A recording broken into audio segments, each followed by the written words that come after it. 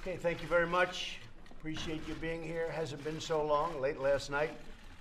And we're having some very good times in our country. We're doing very well, except for the border. The border is a big problem. It's a very dangerous problem. And so I can talk all about the job numbers and how well we're doing on the economy. The stock market's up. I guess now we're over 30% since the election.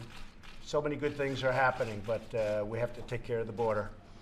And we're all working together. I really believe the Democrats and the Republicans are working together. I think that something will happen, I hope. Otherwise, we'll go about it in a different manner. And I don't think we'll have to do that, but you never know. In a few moments, I'll sign legislation continuing my administration's extensive efforts to combat the scourge of human trafficking. I spoke about it last night, human trafficking. It really hits a nerve. We're talking about, in many cases, women and children grabbed, thrown into the backseat of a car or thrown into a van with no windows, with no any form of air, tape put across their mouths, and they're brought across the border. And they don't go through checkpoints. They go through the emptiest spot they can find, with no walls, with no fences. I want to thank Vice President Pence, who's here, Secretary Nielsen, Acting Attorney General Whitaker, Secretary Azar, a woman known as Ivanka Trump. She's a great woman. Where is Ivanka? Good. Hi, Ivanka.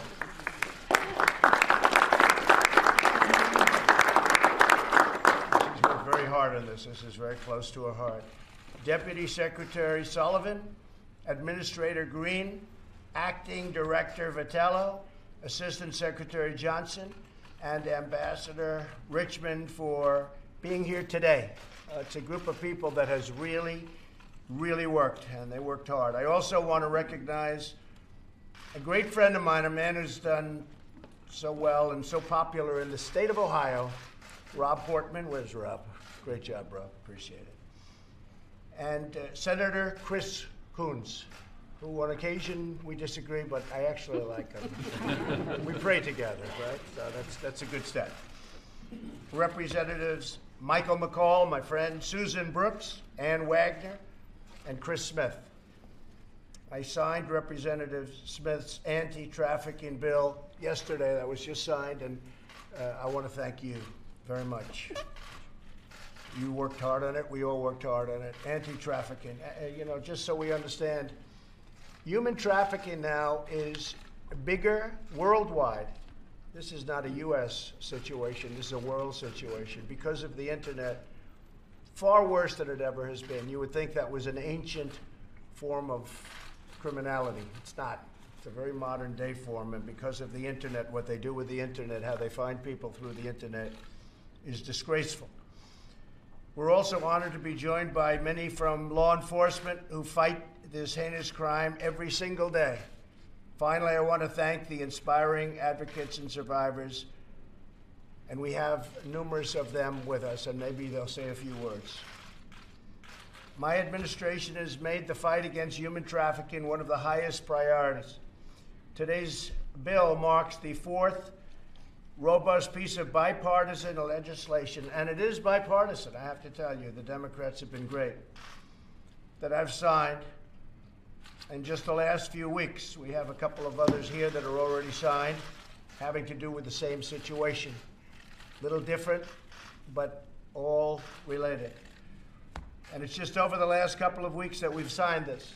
It's been a very strong priority, but it's not easy getting everyone together. But this was, Chris, I would say about as easy as it gets, because this is a problem that there is no definition of the other side. There's only one side.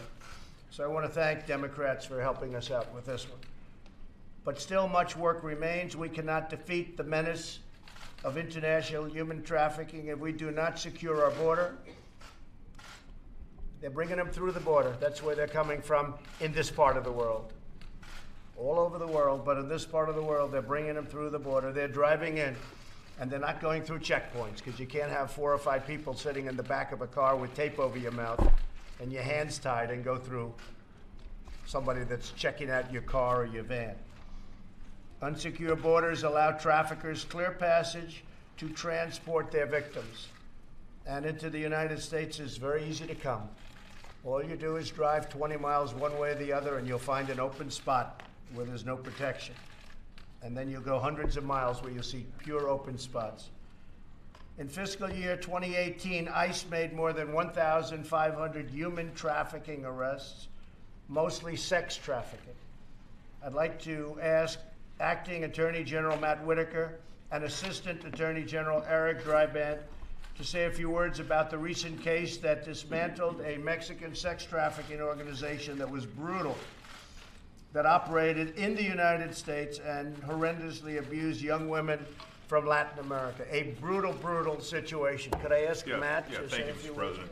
I agree with you. Human trafficking is a scourge on humanity internationally and here in the United States, and it's something the Department of Justice is absolutely committed to ending, and something for which we have leadership in the federal government and across the country in law enforcement to do all we can to prevent these horrific cases from happening. We're going to prosecute those that engage in these offenses wherever we encounter them, and we will bring justice to the victims of these crimes. While human trafficking happens both internationally and domestically, undoubtedly human trafficking and the criminals who engage in it significantly are aided by a porous and unsecure southern border. We need to be able to control those who are entering and leaving our country, and a southern border that is not secured exacerbates the incidence of human trafficking. There is a broad bipartisan support, as we see here today, to end human trafficking. There should be broad bipartisan support to secure the southern border so that we can more effectively combat human trafficking. We need a secure southern border, and we need Congress to do something about it. And I'm going to turn to Eric Dreiban, our Assistant Attorney General for the Civil Rights Division, to talk a little bit about a case that we just announced some convictions in. I also want to introduce Rich Donahue, the U.S. Attorney for the Eastern District of New York, whose office prosecuted that case. So go ahead, Eric. Well, thank you, Matt. Thank you, Mr. President. First of all, thank you for prioritizing the prosecution of human trafficking here in the United States. The case that Acting Attorney General Whitaker mentioned was a very complicated, long-running human trafficking case where Mexican nationals were engaged in trafficking young girls and women across the border, smuggling these women across the border into the United States and forcing them into prostitution. Working with the United States Attorney's Office in Brooklyn and in Atlanta, as well as the Department of Homeland Security, the Justice Department obtained convictions of 8 of these individuals, and earlier this week, 5 of the 8 were sentenced to extensive prison sentences. In addition, we are now working with the victims in this case and in all others, the victims of human trafficking whose lives have been devastated by these kinds of horrible crimes. So thank you, Mr. President. And thank you very much, Eric. And Rich also, because Rich has done an incredible job of not only prosecution, but other things that are coming up. And maybe you'd say a few words, please. You know, we have a tremendous team in Brooklyn and across the Eastern District of New York, but every day we go to work, we see the results of having a border that's not secure, whether it's MS-13, drug trafficking, or human trafficking that we're talking about today. Our folks get up every day, work with our law enforcement partners diligently to protect the victims and protect our country. But the reality is, as long as we have a border that is not secure, we are going to suffer the consequences of that. And so, stepping forward, we think that it would be a tremendous advantage to us in law enforcement in New York and across the country to have a border that is secure so we can protect our people and protect our country. Thank you. Great job. Thank you. The fact is that if we don't have barriers, walls, call them what you want, but if we don't have very strong barriers where people can not any longer drive right across, they have unbelievable vehicles, they make a lot of money, they have the best vehicles you can buy, they have stronger, bigger, and faster vehicles than our police have, and then ICE has, and then Border Patrol has. So they're pretty good at that. They have areas that they go to, it's like a highway. And we have to close them up. And if we don't close them up, you're all kidding yourselves. Look, we can all play games, but a wall is a necessity. All of the other things, the sensors and the drones, it's all wonderful to have, and it works well, but only if you have the wall. If you don't have the wall, it doesn't matter. A drone isn't stopping 1,000 people from running through. And so we can all talk. And you know, interestingly, if you look, virtually every Democrat over the last 15 years, they've approved what we're asking for. So I think we're doing something. I think we're getting closer. But we really have to think about the people of our country. This is not a fight I wanted. I didn't want this fight. We have to think about the people of our country, and we have to do what's right at our border and many other places, but we have to do what's right at our border. Human trafficking cannot be stopped if we don't have a steel barrier or a concrete wall, something very powerful. It cannot be stopped. There is nothing. We have the most talented law enforcement people in the world, as far as I'm concerned, right alongside of me and behind me.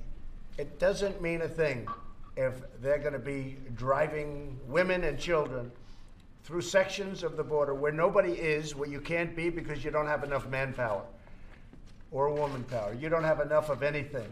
You have 2,000 miles of border.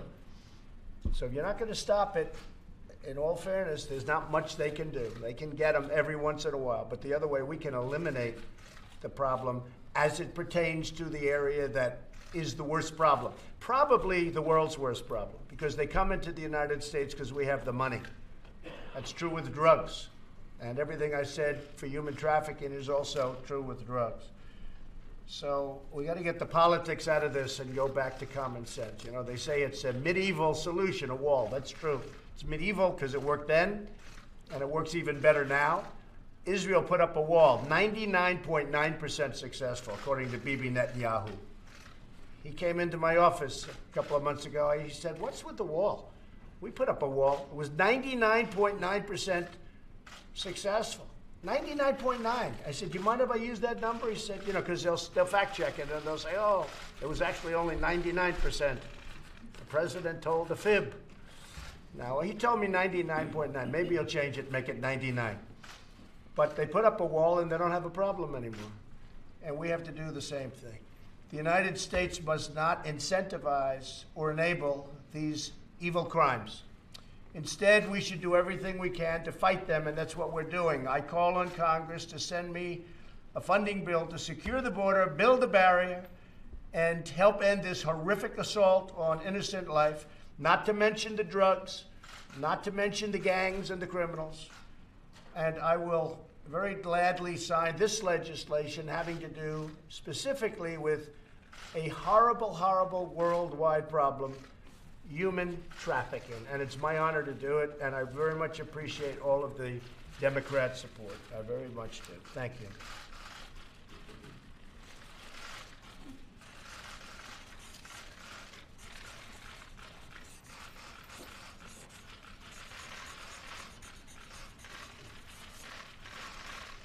Okay. Thank you. I'll get this to someone. We're going to pass this around. We'll pass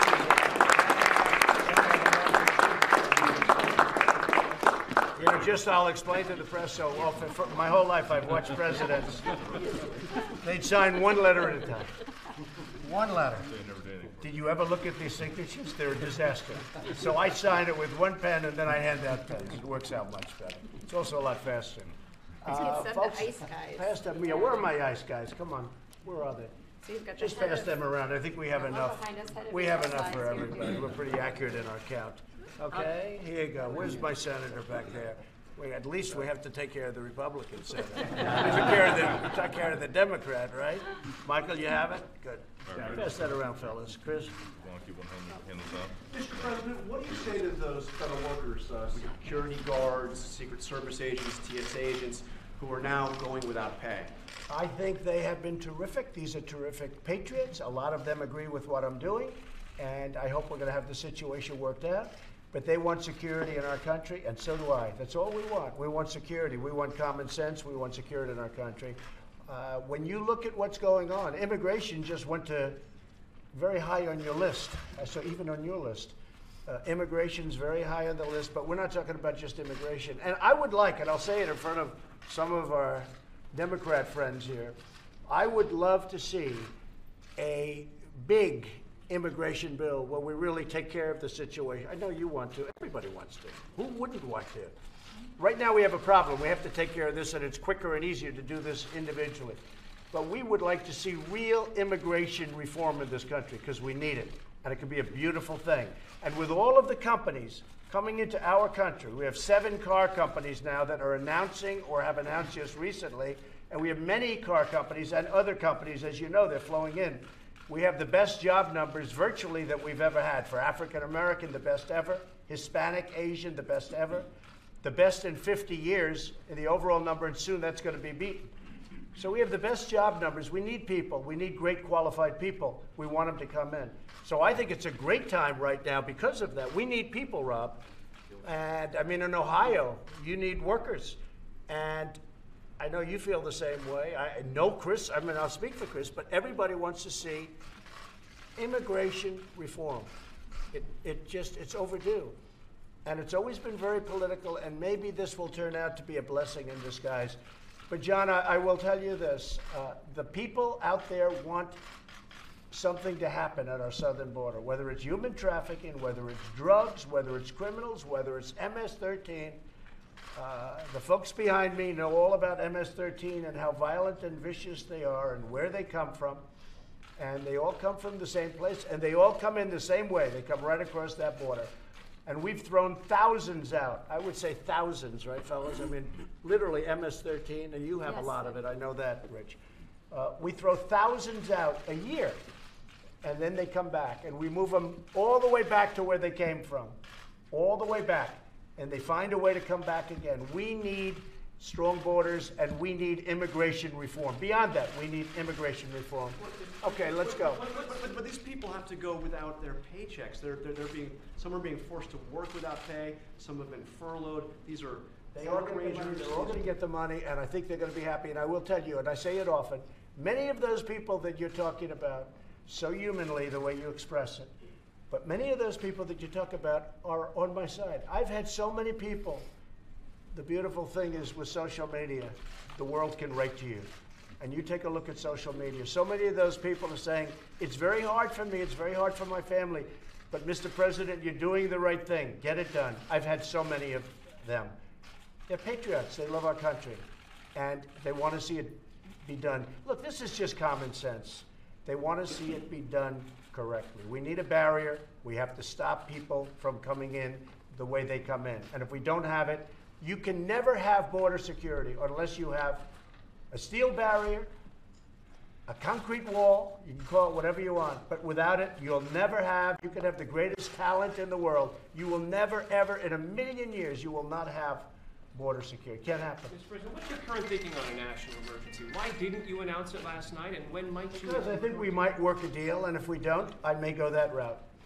I have the absolute right to do national emergency if I want. What's your threshold for when you might make that? My threshold will be if I can't make a deal with people that are unreasonable. What's your message to the Republicans who are now on Capitol Hill saying? Oh, I think we have tremendous Republican support. I'll tell you what, I just spoke to a few of the people in the House. We have tremendous support. The Senate has been incredible. Mitch McConnell has been incredible. He said, if the president's not going to sign it, I'm not going to waste my time. And, I mean, Rob Portman's here. He can tell you he's very strong on border security. We have tremendous support in the Senate. We have tremendous support in the House. And by the way, you know, they say, oh, is it true that somebody's, you know, a congressman, he broke away? Let me tell you. Yeah, every once in a while you're going to have that, but you know who else has that? The Democrats have that too, because they have their people breaking away too. You know why? Because they know you need border security, but you don't report that. But the fact is that there's tremendous support. I would know, without support, I would be the first one to know. I may be the last one too, but there is tremendous support. Right now, if I did something that was foolish, like gave up on border security, the first ones that would hit me are my senators. They'd be angry at me. The second ones would be the House. And the third ones would be, frankly, my base and a lot of Republicans out there and a lot of Democrats that want to see border security. Okay, what else? Any questions? So why not sign the other bills, though, so some of these workers can get paid, the government You can think I should do that? Yeah, No, do you think I should do that, John? I mean, it's not for me. I mean, I watch your one-sided reporting. Do you think I should do that? Hey, John. No, seriously, John, do you think I should just sign? Well, the argument tell me. You sign these bills that have nothing to do with John, border do you think I security. should just sign? I'm saying that if you sign that, these workers can start getting paid, the government can So start you would do working. that if you were in my position, you'd do that? I'm not in your position, I'm asking you if that's something. I'm asking you, would you do that if you were in my position? Because if you would do that, you should never be in this position. Because you'd never get anything done. Goodbye, everybody. Thank you very much. Thank you. Thank you.